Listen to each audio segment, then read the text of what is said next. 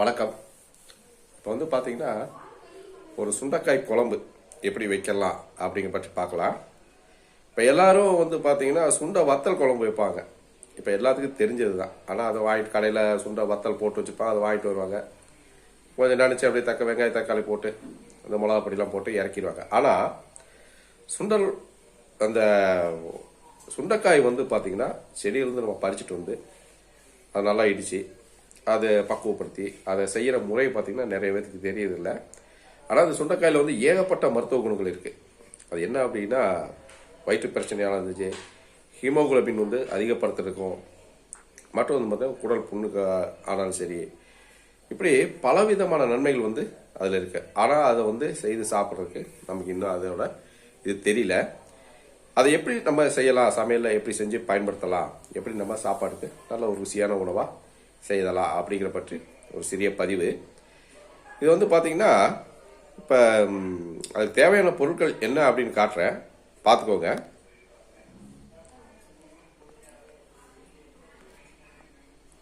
இதில் பார்த்து தேவையான அளவு பூண்டு உரிச்சு வச்சுருக்கோம், சின்ன வெங்காயம், ப்ளஸ் பார்த்தீங்கன்னா சுண்டைக்காய் பறிச்சுட்டு நம்ம அதை நல்லா இடித்து கொஞ்சம் விதையெல்லாம் நீக்கிட்டு நல்லா வாஷ் பண்ணி வச்சுருக்கோம்.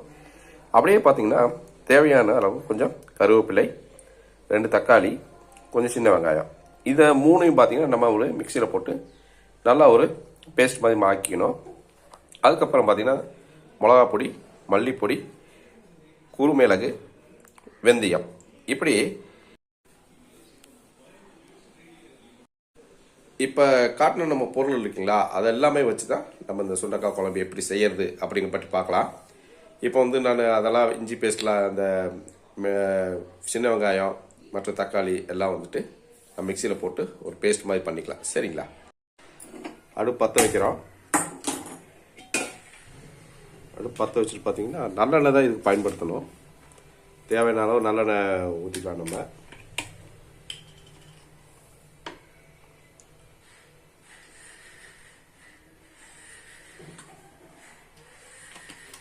நல்லெண்ணெய் ஊற்றியாச்சு. நல்லா எண்ணெய் காஞ்சதுக்கப்புறம் கடுகு போட்டுக்கலாம். பார்த்தீங்கன்னா கடுகு போட்டுக்கிறோம். கடுகு பொரிஞ்சதுக்கப்புறம் நம்ம அரைச்சி வச்ச அந்த விழுதுகள், அதாவது தக்காளி, கருவேப்பிலை, சின்ன வெங்காயம், இது மூணையும் போட்டு நல்லா அதை வளர்க்குறோம். அதில் பார்த்திங்கன்னா நல்லா வணங்கி இந்த நீர் சத்தெல்லாம் பிரிஞ்சு வரணும், அந்த அளவுக்கு வணங்கணும்.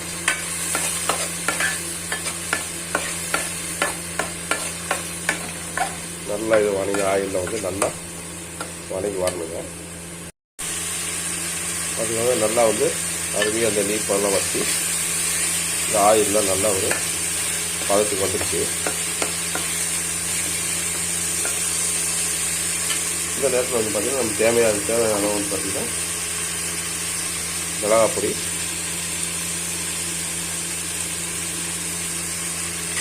இப்போ பார்த்தீங்கன்னா மல்லிப்பொடி,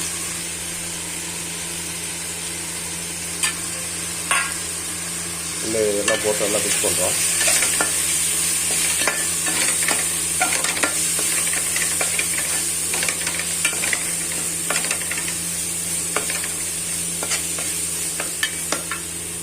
மிக்ஸ் பண்ணதுக்கப்புறம் பார்த்தீங்கன்னா அந்த பூண்டு, அரைச்சி வச்ச பூண்டு,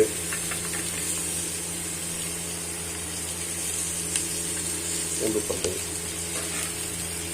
அப்புறம் பார்த்தீங்கன்னா அந்த சின்ன வெங்காயம்,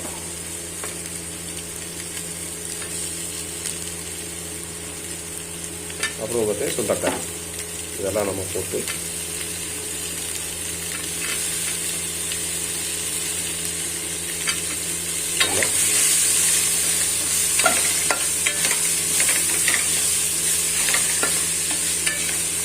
ஃப்ரை பண்ணி ஒரு தேவையான அளவு பார்த்திங்கன்னா தண்ணி ஊற்றிக்கலாம்.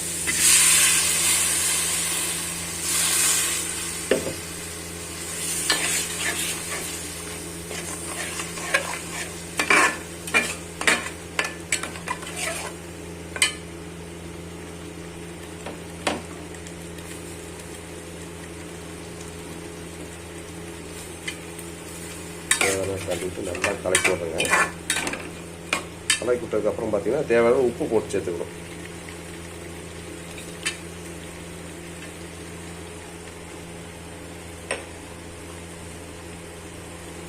உப்பு வந்து தேவையான அளவு போட்டுக்கோங்க.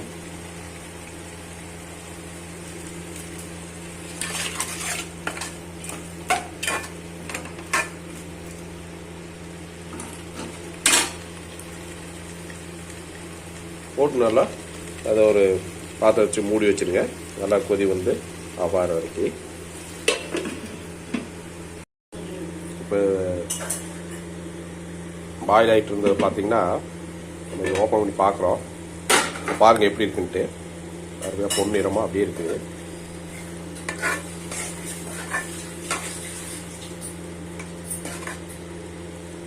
இதில் வந்து பார்த்தீங்கன்னா நம்ம அரைச்சி வச்சோம் இல்லைங்களா, அந்த வெந்தயமும் மிளகு பொடியும் கொஞ்சம் தூவிக்கிறோம் லைட்டாக.